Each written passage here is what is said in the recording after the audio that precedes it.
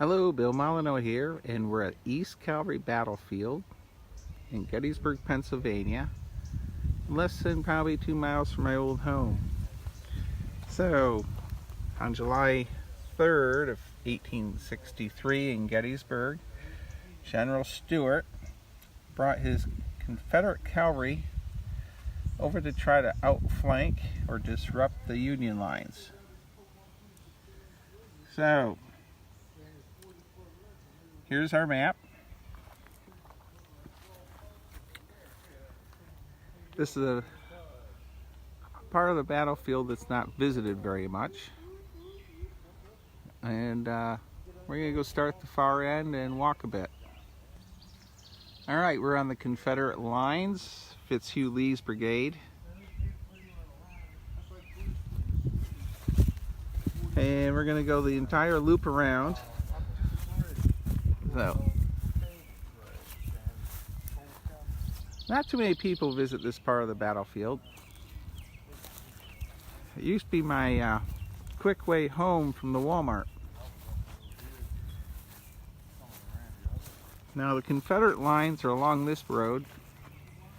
Then we're going to do a sort of the road turns into a U shape, and we'll be over at the Rummel's farm and the Union lines, where we have General Custer, who charges with his Wolverines. Now, there was a time these cannons were removed from the battlefield to be reworked, and we'll check out a cannon. Many people that watch my channel know artillery pieces, but today's video, this is a 3-inch rifle. Looks sort of like a soda bottle. It is not brass, it's iron. The carriage would be wood. Of course, this is a reproduction carriage made out of metal. This is a rifled barrel, has a long range, and it's called the 3-inch ordnance. And we're going to go over and check out the 10-pounder Parrots. Well, these are a 10-pounder Parrot, sort of similar to the 3-inch rifle, but you'll see it has a band wrapped around the breech. Gives it extra stability. So we're going to get in the car and go further up the road and hit more roadside markers.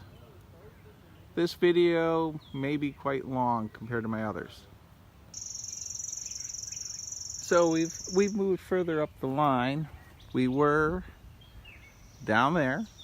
We're now up here. Stuart's Horse Artillery Beckman's Battalion. 4 3-inch rifles.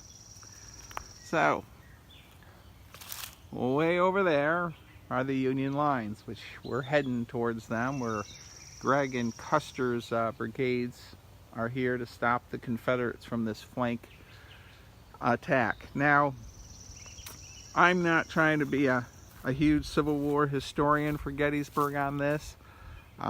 Lately, there's been talk that there's no way this would have worked. There really wasn't any chance of Stuart really making it to behind the Union lines, but the supply train for the Union were on the Baltimore Pike, and right now the Baltimore Pike isn't that far away, so they could have disrupted the supplies greatly.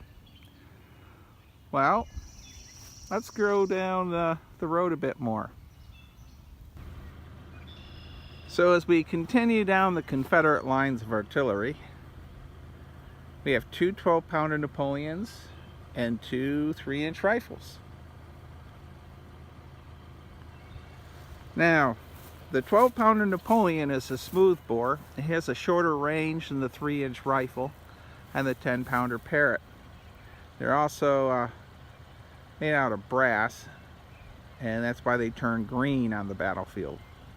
Or if they're polished, they're sort of a gold color. one of the benefits of a 12-pounder Napoleon is they are better at close range for canister. So now they didn't use it's funny is the canister rounds, they didn't carry a lot of them in their ammunition chests. So in the miniature wargaming world, I remember in Johnny Reb there was a limit of how many times you could do canister and double canister, but that would be more of a Scott Mingus, famous author, historian, and doctor and scientist, to answer. Now, there's a channel out there in YouTube world called VA Travels by Chris, and he does some really nice videos. I'm also supporting his Patreon channel, or Patreon, to help him out with expenses. His videos are much better than mine, and he hits not just military sites, but he hits historic homes and buildings, and my wife really likes his site, so well worth checking it out. We're going to go down the road a little bit more here and check more of the Confederate lines. Alright, we've come along the lines for the Confederates. The Rummel's Farm is out there. So today on our little East Cavalry battlefield, we've run into some short tubed artillery pieces. They're brass and they're sort of neat. They're 2 howitzers. Now, there was a battlefield guide who knew everything about this artillery battery. I can't remember his name.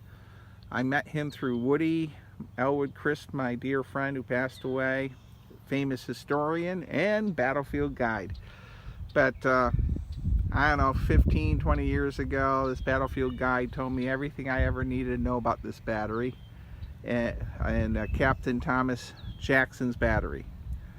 And God, I can't remember really anything he told me other than it was a very long conversation. So, beautiful day in Gettysburg. I hope you're enjoying this. You know, I have a lot of friends that, you know, can't get out here.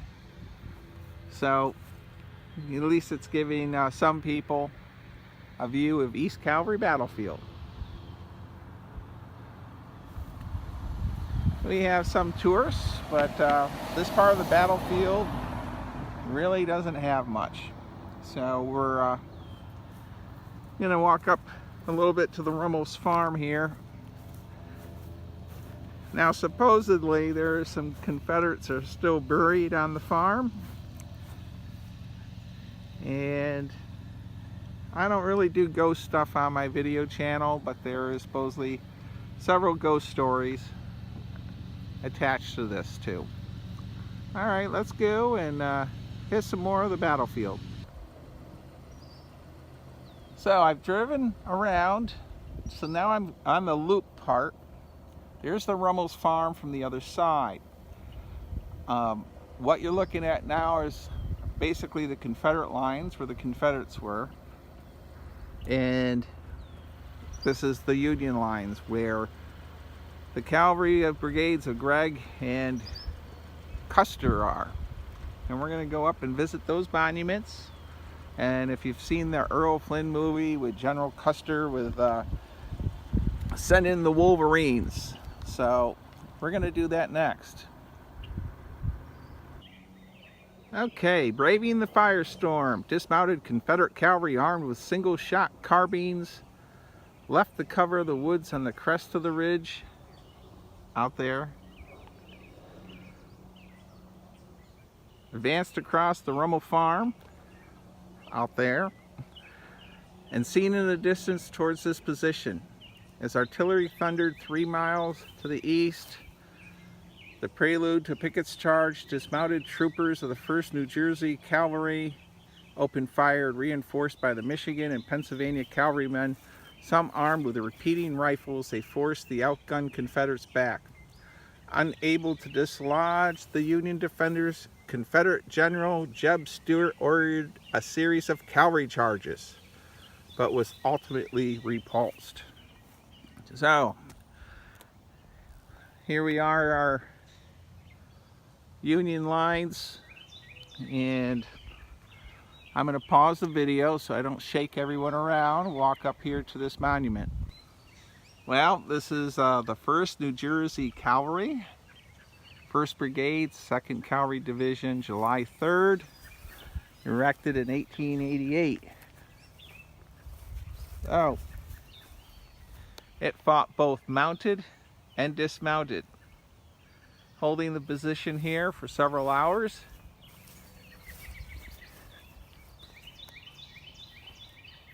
I bet you're wondering why I'm not at Pickett's Charge or First Day's Battlefield. To be honest, there's a lot of tourists on this battlefield. Little Round Top currently is being reworked anyhow, but I've always had a soft spot for this East Cavalry battlefield position. I only lived about 1.5 miles away from it at this point. And to be honest, a lot of people never bothered to come out here. And it's very tranquil. In town, there's probably several thousand tourists all walking around, and there's no one really out here. A couple bicyclists, and that's about it. All right, let's go see what General Custer is doing. His monument's next. All right, we're over where Custer's men are. Come on, you Wolverines, July 3rd, 4 p.m. across these fields. Well, I'm not going to read all this. You'll get bored and flip your channel to something else. So, you can pause that if you want and read it. Now I have a little bit of wind blowing. Hopefully it's not going to disrupt the video too much. So the Confederates are out there, and Custer charged across with his Wolverines, the Michigan boys. Now I'm going to pause the video and we're going to walk out and check his monument. So here we are at the Custer, the Michigan Cavalry Brigade monument. And I have the Nottingham, Maryland Miniature Wargaming Facebook site along with some other people, and Jerry Lanigan on that site. He came here once with his wife, and they came here to do some bird watching. I told Jerry I would hit the trees, but what I'm using isn't very good for trying to get pictures of birds. So it's a pretty big monument. Still no one really here. They had quite a few casualties. 257. I've had some hiccups with my video. I'm in the middle of nowhere in this field. Hopefully I'm still recording something.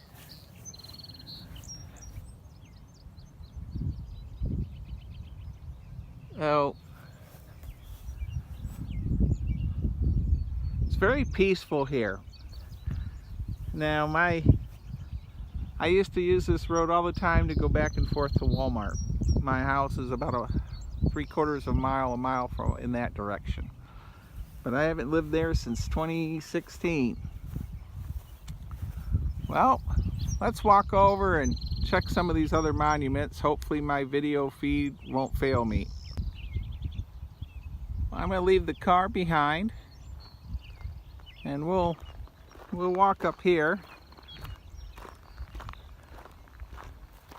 So I'll pause it between this monument and the next one, though. I don't want to make anybody motion sick. I've still not bought a gimbal thingy. Anyhow, here we are, Company A, Purnell Legion, Maryland Cavalry on the Union side. Let's see what's on the reverse side of this. This is a detached company commanded by Captain Robert Duval, served in the cavalry engagement of this flank July 2nd and 3rd, 63, Pikesville, Maryland.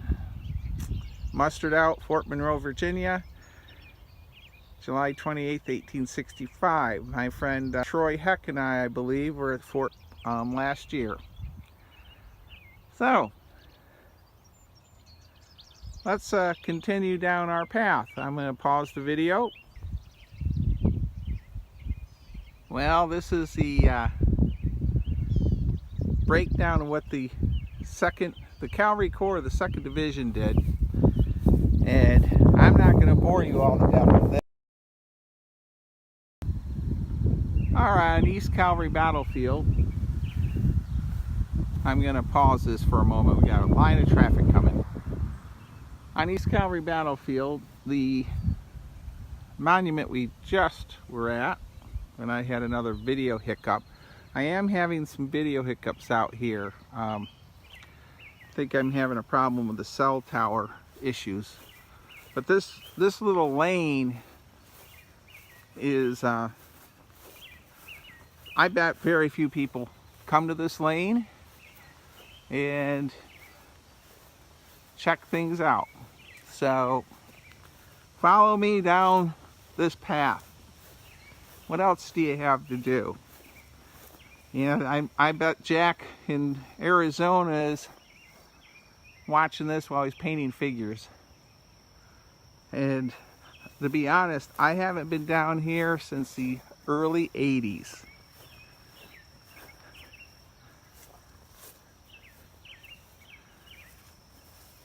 It's a pretty neat monument. So it lists both the Union and Confederate forces that fought at East Cavalry Battlefield.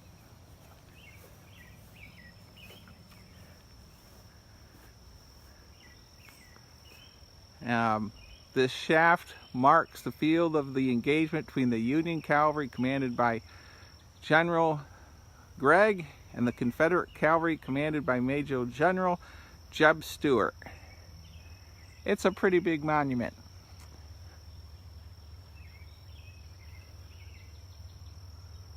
Okay. Well, about 100 yards down the path is another monument. I'm going to pause our video and we're going to hit that monument. Heck, it's probably 200 yards from the road.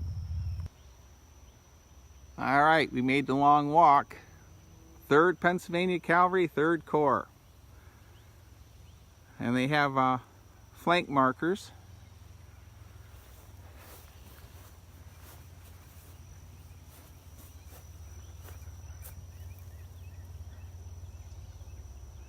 And as you can see, we're a good 100 yards or more from the road.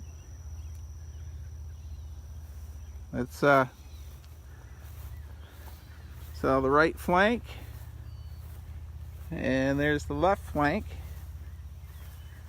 July 2nd, 1863.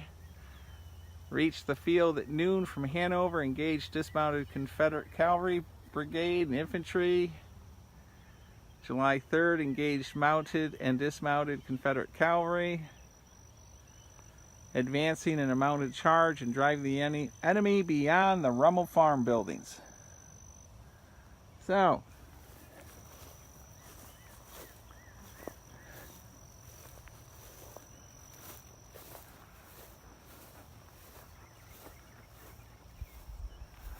I don't know. I like to have some people leave some comments, East Cavalry Battlefield comments. What do you think? Have you ever been down this lane? Sort of interesting. No pathway or anything. Pretty ruddy walking farm trail. So I'm gonna pause our camera. Well, I'm going to pretty much call this a wrap on East Cavalry Battlefield. One little point is 200 yards in that direction is a little snippy road that comes off of Route 116, the Baltimore Pike. It has a few artillery pieces and one monument. It's one way from the other direction, and I'm not going to bother going to there. So that's it for East Cavalry Battlefield. I hope you enjoyed this. Leave a comment, and if it was too boring, I apologize, but I think that's it. To anyone that's watched this, thank you, and stay safe, be kind, be courteous, and that's it for now. Thank you.